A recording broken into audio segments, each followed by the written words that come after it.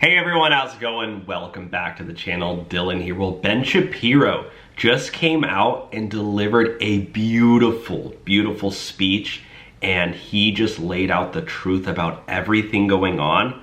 This man from the Daily Wire, he's somebody that I follow very closely because he's not afraid to speak the truth. Obviously, he's gotten a lot of backlash for what happened to Candace Owens, what happened to Brett Cooper, some of the other people who stepped away from the Daily Wire. But at the end of the day, I commend Ben Shapiro for not being afraid. You know, these types of people, these types of individuals who are not afraid to speak out, speak their mind, I think we should reward them and credit them with a lot. I think Ben Shapiro did tremendous work in helping Donald Trump defeat Lion Kamala Harris in the 2024 race. I think Ben Shapiro, you know, he's one of the new media. He's like a Joe Rogan. He is bigger than a lot of the people on the mainstream media who you see. And I think Ben Shapiro, Candace Owens, Megyn Kelly, Joe Rogan, I would put Ben Shapiro in the top 10 for sure of this new media type of leaders. So gotta give a lot of credit to Ben Shapiro. Let's bring him on. Let's listen in to Ben. And let me know your thoughts. Let's tune in. Well, I couldn't be more excited to be here today because the golden age of America is just beginning. Man, I gotta tell you, for the past few years I've been in a bad mood, and if you've watched my show, I'm usually in a bad mood. But I'm in a pretty good mood right now. Now, this is all happening because President Trump is a force. He is a historic force. He is the historic force of our age. He was the man standing between the United States and stagnation and surrender. And President Trump stood. And he was indicted. And he stood. And he was shot. And he stood. And America stood with him. We stood with him. You see, in America, I really believe that America right now is divided between what I like to call the lions and the scavengers. Lions are people who want to build things, people who are productive, people like the people in this room, people who believe they have the power to choose and to act in the world, and that they have duties in this world, duties given to them by God, duty to family, to community, to country, and to themselves to be the best that they can be. Lions believe that merit ought to triumph. And then there are the scavengers, and they've been in charge for a while. The scavengers believe that if you fail, it's probably somebody else's fault. They believe that all the systems that allow for success, for merit to thrive, that those systems are broken and must be wholly destroyed. Well, they were on the rise. For nearly 4 years, they were on the rise. And now the scavengers are on the run. They are in retreat. And that is thanks to you. That is thanks to President Trump. And that's also thanks to Charlie Kirk and Turning Point, which have done such extraordinary work. I actually met Charlie Kirk when he was 18 years old. He's younger than many of the people who are currently in this room. And Charlie was going around a conference in Florida, in Palm Beach, Florida, looking for donors for Turning Point. I remember turning to my business partner, Jeremy Boring, and saying, that guy is going to be the head of the RNC one day. And instead, Charlie built his own RNC. It's astonishing. So I want to talk today a little bit about why I am so hopeful. The reason that I'm hopeful is because Donald Trump and the American people are about to make our economy dynamic again. Donald Trump and the American people are about to make America's position in the world unquestioned again. And Donald Trump is about to make the American dream possible again with the American people. So let's talk about the economy for a second. There's a whole school of thought out there that just wants to punish success, that believes that innovation is a sin, that believes that people like Elon Musk, by building rockets, is doing something deeply wrong, that Elon Musk, by building Tesla, is doing something deeply wrong. He has committed the great sin, which is to earn. His great sin is that he created great companies. That is a huge sin in their view. But here's the thing. Businesses hate that sort of thing. So you end up with stagnation. You end up with inflation. You end up with lack of creativity. All of that is about to end. President Trump is a businessman, which means there's only one thing in life, we all know this, that President Trump cares about. There's only one thing, winning. That is all he cares about. And a lot of people think he cares about it. That's wrong. He cares about one thing, winning. And he cares about winning for the American people. That means unleashing the power of free markets. Free markets have been maligned in this country. They have been treated as something wrong, as sort of a man-made system that's jiggered in order to harm certain people at the expense of others, and that is false. Free markets are merit. Free markets are justice. Free markets are innovation, and they are dynamism. Free markets are what's going to make all these young people rich one day. That's what free markets are going to do. The scavengers believe that it's the government's job to establish cosmic justice. That because all human beings are created equal before God, but we're not all equal in our qualities, right? I'm not going to be playing LeBron James in basketball anytime soon. And by the same token, I've read more books than LeBron James, which is to say more than one book. That because of that, the scavengers believe that cosmic justice must be established from above. The outcome should be the same for everyone. That is truly unjust. It is tyranny, it is evil, it requires discrimination, and it requires cruelty. Free markets say the opposite. They say that you get to invest in yourself, that you get to take those risks, that you rise or fall on your own merit. They also say that you have to do something for someone else before you get anything else in return. I've said before that free markets are a form of forced altruism, and that's right. Nothing is owed to you. You're not just given things in a free market. You produce. You make things. Life gets better.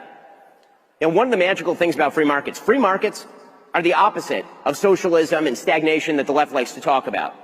Socialists like Bernie Sanders at AOC, career useless people, absolutely useless leeches on the ass of society. These people, they can turn gold into sand. They can turn prosperity into failure. Free markets turn sand almost literally into gold. Imagine the fact that everything on planet Earth, everything in your cell phone, everything in your computer, everything in Elon Musk's rockets has been present on planet Earth since the cavemen. Every single element has been present on planet Earth since the cavemen. What changed? Innovation changed. Dynamism changed because of innovation, because you got to keep what you made, because you got to sell it, because you got to exchange it. These are the principles of freedom and liberty. Because you own your labor and you own the product of your mind, you are able to actually create. You can take the same sand that's been on planet Earth for all of human existence, and you can turn that into the superconductors that power the military equipment, that powers the American military, the greatest military on the face of the earth. You can do that because of free markets. And Donald Trump is going to make free markets great again. Donald Trump likes capitalism. Donald Trump is not afraid of business success. Donald Trump is a businessman. You can see businessmen everywhere are excited about this. I talk with a lot of tech founders, the people who actually found the big companies in tech. And what they say is this is a new founding. It's a business founding. You're going to see an explosion of business in this country like nothing I've seen in my lifetime. And then there is foreign policy. President Trump is going to make America strong in the world again. I had President Trump on a couple of weeks before the election on my show, and we were talking about foreign policy. And he said that his foreign policy is pretty obviously peace through strength, pretty clearly. And I'll tell you what he meant by that in a moment. But he summed it up pretty well in a story. So I threw a fundraiser for President Trump down at Trump Doral in Florida fairly early on in the election cycle. And he and I had a chance to chat. And he was talking about Joe Biden. Now, I don't mean to spoiler alert here. President Trump does not like Joe Biden. Just going to put that out there. He thinks he's not just a bad president, that he's not a particularly wonderful, although I will say I think that Joe Biden probably voted for Donald Trump. And by the way, I know that Joe Biden voted for Donald Trump. There is no question. You see them hanging out, there is no question she voted for Donald Trump. Okay, but what President Trump said, we were talking about foreign policy, and the war in Ukraine came up. He said, Ben, you want to know why Vladimir never invaded Ukraine when I was president? You want to know?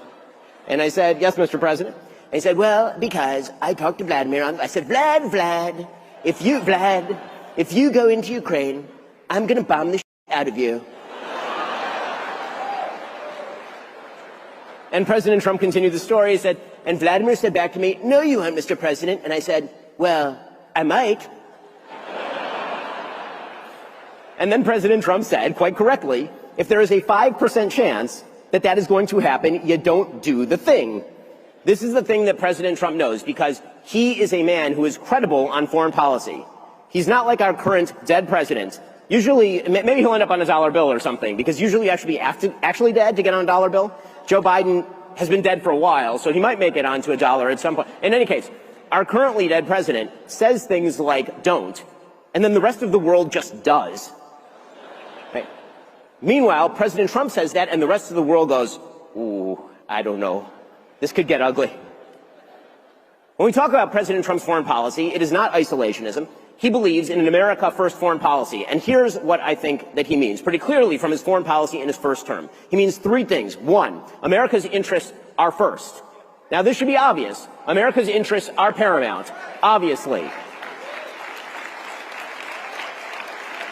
This should be a truism. American citizens come first, right? We're Americans. We come first. This is America. Welcome to America, right? America first does not mean that America has no interests in the rest of the world. I can name off the interests America has in the rest of the world. We have an interest, for example, in seeing that Mexico doesn't ship a bunch of fentanyl up through our border. We have an interest in making sure that China doesn't take control of the trade routes through the Taiwan Strait, through which 92% of world shipping goes. We have an interest in ensuring that China doesn't ship the precursors for fentanyl over to Mexico. We have an interest in ensuring that Iran doesn't threaten American allies. We have an interest in all of those things. Now, that brings us to point two. America's interests have to be carefully calibrated to our investments in them. Okay, that doesn't mean that every solution is the same. So, there are lots of bad things happening all over the world at all times. If America only has a minor interest in a thing happening on another side of the world, we ought not get involved in that thing. Conversely, if we do have an interest in the other side of the world, or close to home, then not only ought we to get involved, we ought to do it in the most efficient possible manner. Which brings us to point number three. When America's interests are on the table, all measures and means necessary to achieve those interests are on the table. That is why President Trump has been hyper-consistent in his application of foreign policy. Contrary to popular left-wing opinion that he's sort of throwing darts at a board or something, that is not true at all. President Trump wants America's allies to be strong enough to stand on their own. President Trump wants to make sure that America's enemies are in retreat. Why? Because anything else wouldn't be America winning, and President Trump wants America to win.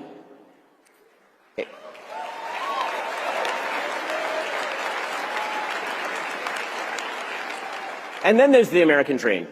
Now, the American dream has sort of been perverted in the United States over the course of the last few decades.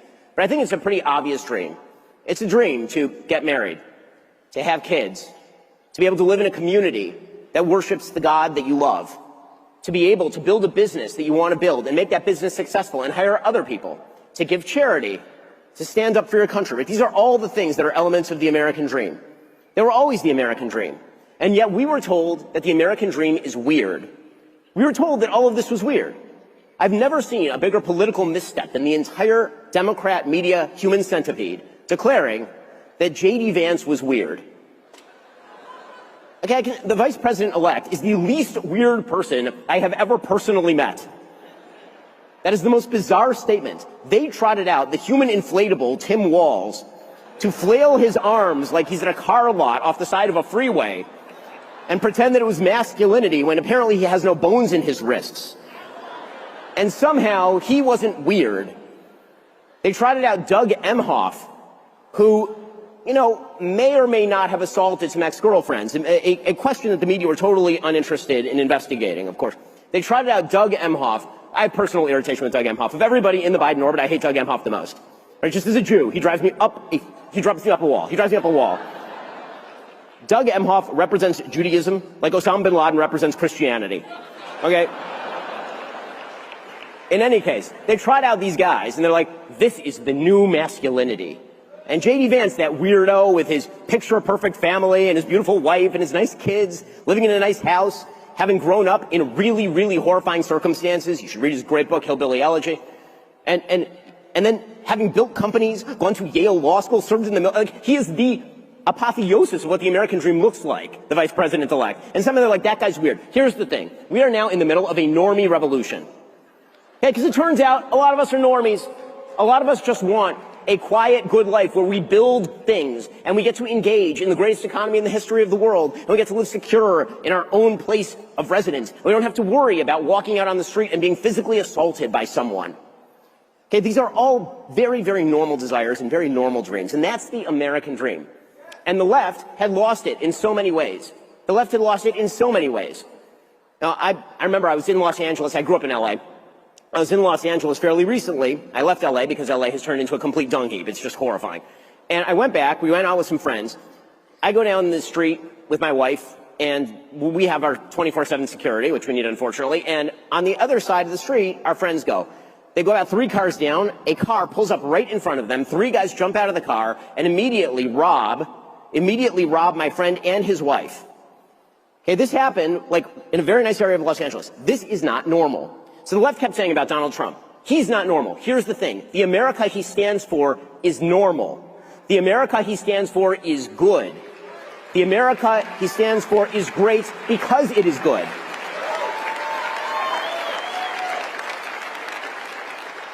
So that's why I'm in a good mood, because we're actually winning. But here's the thing. Winning requires constant work. You know, one of the questions that my business partner and I constantly ask ourselves when it comes to the success of Daily Wire, and thank God it's been unbelievably successful, one of the questions that Jeremy Boring and Caleb Robinson and I, we all ask ourselves is, are we good at this, or is everyone else just not very good at this? And the same question should be asked in politics on a constant basis. Are we really good at this, or are the other guys just really crappy at this? Now, let's be real. The other guys are super crappy at this. Okay, they literally ran a corpse, and then when it turned out that everybody found out he was a corpse because he died on stage with President Trump, they then decided to swap him out for a potato of a human. A person who is physically incapable of uttering coherent sentences. And so I think the question we have to ask ourselves is, how do we retain the momentum? And the answer is, we do the right things. We do all the things that President Trump has already promised he's going to do. And here's the thing, I think that he's going to do all those things, because President Trump keeps his promises. Now, I've talked about this before. My evolution, I have evolved on President Trump, as many people in this room know. In 2016, I didn't vote for either candidate because I didn't know if President Trump was going to be conservative. And I said at the time, I doubted that he would. And then, right away, he nominated Justice Gorsuch. And I put on a MAGA hat like 1 month into his presidency. And then in 2020, obviously, I backed him and I supported him and I voted for him. And in 2024, I backed him, I gave money to his campaign, I fundraised for him, I campaigned in 6 states, I went with him personally to an October 7th tribute. Right? I do all, and that's not because I'm doing anything great. It's because he is doing something great. And if we back him, and if he does the right things, which I think he will, I believe he will, I actually know he will, if he does those things, then he is totally correct. America will be great again. The great American comeback is on. A new golden age is just beginning. Hi, Ben. I appreciate all the work you've done with the Daily Wire and everything. You're a great guy, Ben. Look at this guy, great person. So, my question for you is, when you talk about Trump's and his economy policy, I think the biggest thing that I hear all my friends and everyone talking about is tariffs. So if what Trump says on tariffs really is so true, he wants 60% on China and just 20% base, the biggest I can think of from when I've researched is from 1828 when they passed 50% tariff policy. So do you think Trump's right in his tariff policy? And if so, why hasn't any president proposed something similar? Okay, so he's asking about Donald Trump's tariff policy. Here's what I think. I'm going to go back to my original statement about Donald Trump and the economy. Donald Trump cares about one thing, and that is winning. Okay, what that means is that if tariffs are in fact inflationary, if they are in fact a problem, then he is not going to do them. But the tariffs are really designed not because tariffs are like fun and games. Tariffs are designed for President Trump as leverage. There is no one in the history of American politics who has used leverage better than President Trump. Right? He uses tariffs as a way of threatening countries to do what he wants. So I'll give you a story. I won't give you the source on this story because I don't want to betray confidence. But it's a great story, so I'm going to tell it anyway. Okay, so this is a story I'd never heard anywhere before. Here's the story.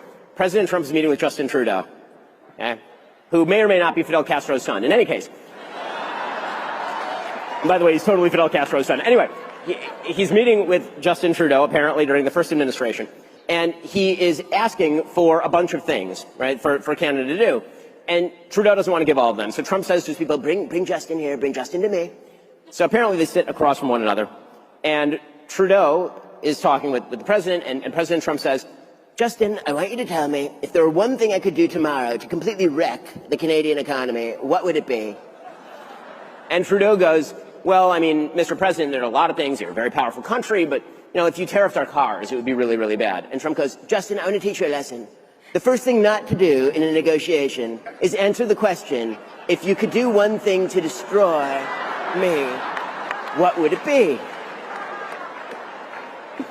So, of course, President Trump continues, I don't care about Canada. I only care about America. So I'm going to tariff all your cars unless you give me what you want. He got what he wanted. Okay, that's how I think President Trump thinks about tariffs.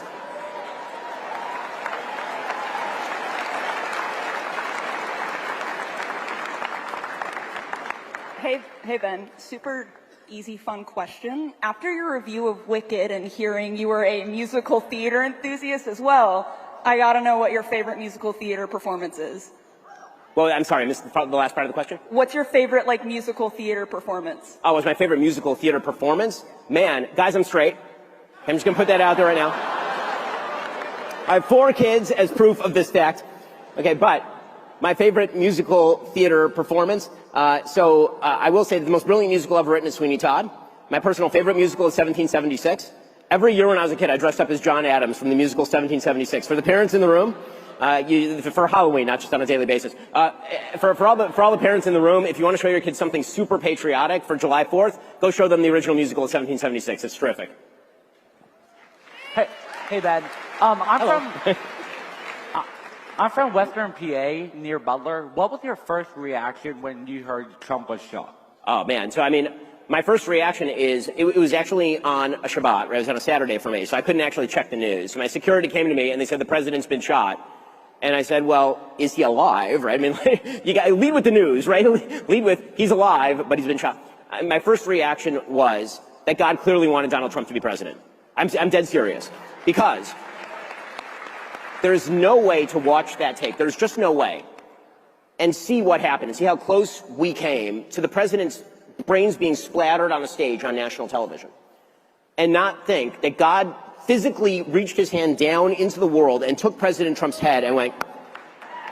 That was legitimately my first thought. I was actually, it scared the hell out of me, but in a certain way, it was sort of comforting because when you see an open miracle, which is what I actually think that was, there's no way that shot should have missed. When I see it, and that's, obviously, it's a tragedy. There are people who are killed, and our condolences go to the families, and we give money to the families. Okay, but when you see something like that, an open miracle like that, the first thing that you have to think is God's hand is present in the world, and for whatever reason, God's hand is on Donald Trump.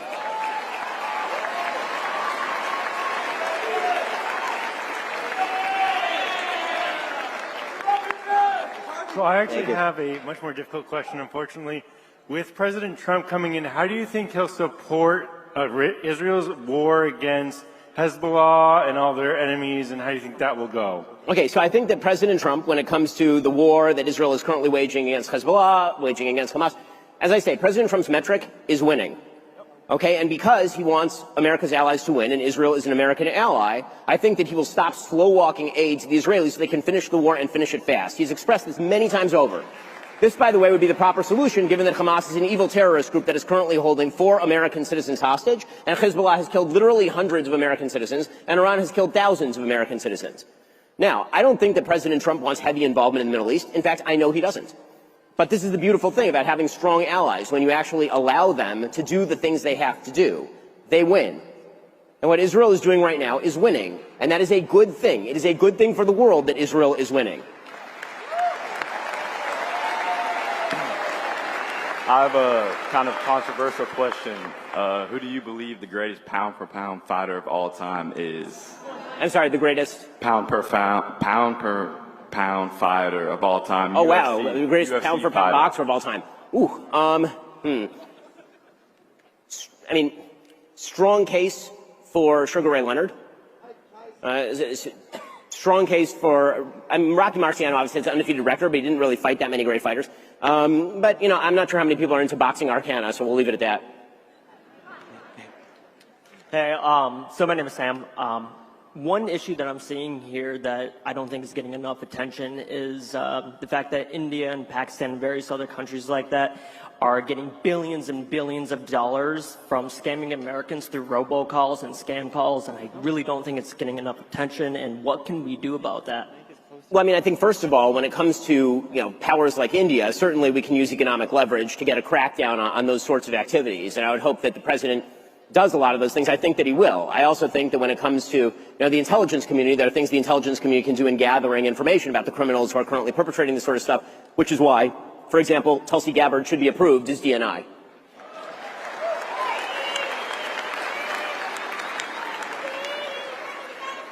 Hello, Mr. Shapiro. My name is Ian O'Neill. First of all, I want to thank Mr. Kirk and you because I used to be deep blue in my ideology and I used to be a self-proclaimed socialist. Well, thank you.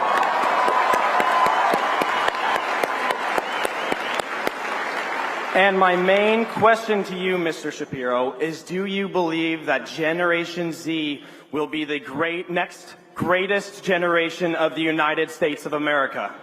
So, we're going to find out whether Generation Z will be the next greatest generation. I got to hand it to my boys, the millennials. We showed up this election cycle. But yes, I think that there is a backlash, and it's coming strong inside Generation Z. I think right now you're seeing a radical polarization inside Generation Z. It's incredibly polarized. You're either seeing blue-haired woke libs, or you're seeing rock-ribbed, MAGA-hatted Republicans. A lot of that tends to be gender-gapped, but I do think that as the left continues to follow this pathway into nothingness, and as people get older, and as they start to get married and start to pursue actual purpose in the world, they will become more conservative. So I think there's every opportunity to do that, thanks to organizations like Turning Point and the hard work that the people in this room have done. I want to get to that question, but there's a girl over here who really wants to ask a question. So, hey. How do you feel about them possibly implementing Bible teachings in public schools as a Jew? Oh, okay. So the question was, how do I feel about people implementing Bible teaching in schools as a Jew? I think it's great. I think they should. So.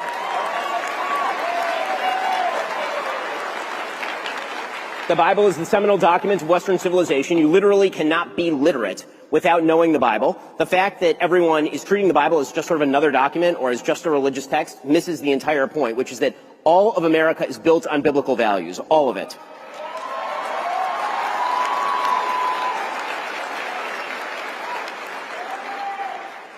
Hi, I was just very curious. Given your stance on sending money to like Eastern Europe with Ukraine, why are you such a proponent for sending money to the Middle East? The truth is that I'm very much in favor of sending money where I think it will be useful. So the big problem with sending money to Ukraine right now is that the Europeans really should be paying their freight, and also that you have to have an off-ramp in Ukraine. I'm actually not a proponent, for example, of completely cutting off Ukraine if it means Vladimir Putin walking through Kyiv. And actually, President Trump has said something very similar. What he wants is for the Europeans to actually pay their freight. He wants the Europeans to up their spending. When it comes to the situation in the Middle East, I've said 1,000 times, and I will continue to say, Israel should get off American aid as soon as humanly possible. They're in the middle of an existential war right now, and so now would be a particularly poor time to do it, given the fact that President Biden has slow-walked the aid. But having talked not only to American legislators, but also to a number of members of the Israeli government, the only thing I say to them is it is good for you and it is much better for America for you to get the hell off of American aid. Stop being on American aid. I really believe that America needs to stop giving as much aid all over the world to a wide variety of places.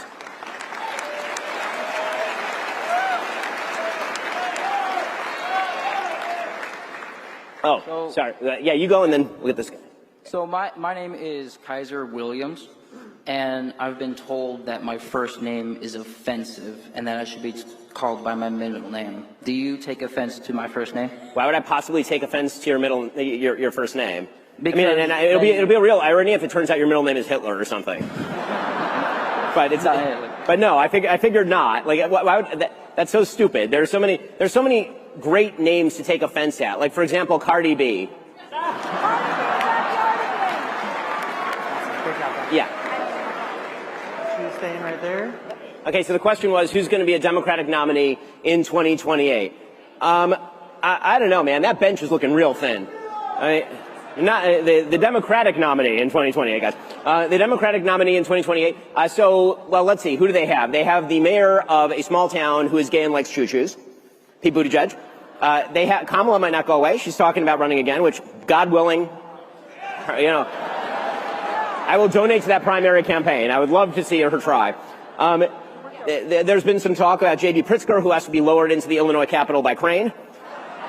There's been some talk about the genderless Ken doll that is Gavin Newsom in California. Again, this is... And, of course, there is the somewhat routinely wasted-appearing bartender AOC. So it's not like an amazing... It's not an amazing bench, is I guess what I'm saying right now. I have no idea, but none of them look particularly good. Hi, Ben. My name is Grace Hosmonic, and I want to thank you personally for making me a conservative. I was a socialist and an atheist for 10 years, and because of you, the people of Daily Wire, I became a Christian and a conservative.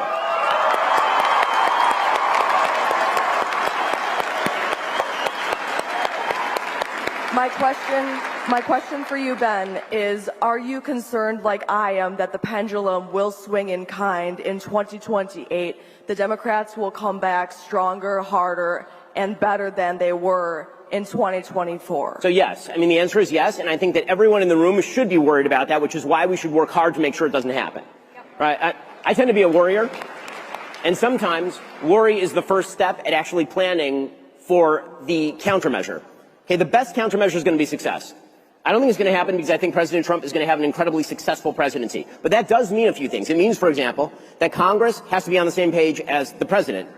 It does mean that Republicans and the president need to work in concert with one another because they have an incredibly slim majority in the House. And as I've said before, when it comes to politics, politics is not just a matter of sort of sheer willpower. You actually have to have some give and some take, and it gets pretty ugly sometimes. There's a lot of sausage that has to be made. Okay, but I do think that this is going to be a really successful presidency, and that will be the best comeback to the possibility of a Democratic resurgence. I think they suck at everything, and I do trust that they will continue to suck at most things. This will be the last question. Sorry, she's been waiting. This will be the last question as well. Hi, Ben. My name is Rachel. I am from the blue state of Maine. I've been a fan of you for a long time, so this is a dream come true to ask this question and say hello. My question to you is, as you know, New England was one of those few places in the country that stayed blue this election. So how can we make New England great again? So, number one, New Hampshire came very, very close to turning red. That state came very close to turning red. However, what I will say is that in deep blue states, right, I was from a deep blue state, I was from California, and then I left because it was terrible, and I went to Florida, which is an amazing state. And so if you are in a purple state, I think that you can turn that state red. If you're in a blue-leaning state, like Virginia, I think there's a possibility that from time to time it'll turn red. I think if you're in a deep blue state, you should get your ass out of there and move to a red state. And the reason I say that is because here's some good news. You want a piece of good news? Here's a piece of really good news. Okay, so they screwed up the 2020 census.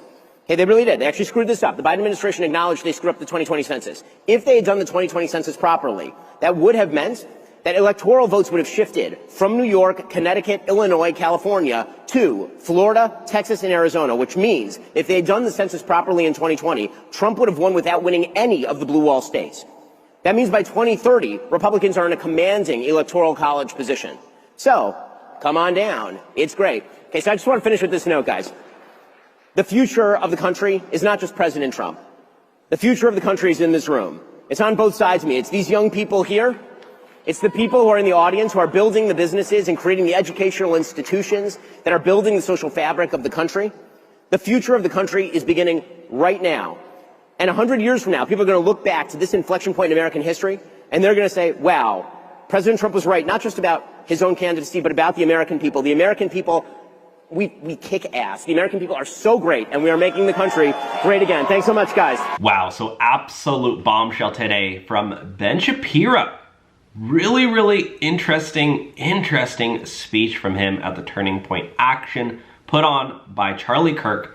Big credit to Charlie Kirk for putting on the America Fest, one of the biggest rallies that we've seen since Donald Trump really, defeated Lion Kamala Harris. So anyways, guys, let me know your thoughts on this one. Take care. God bless. Merry Christmas. We'll talk to you soon.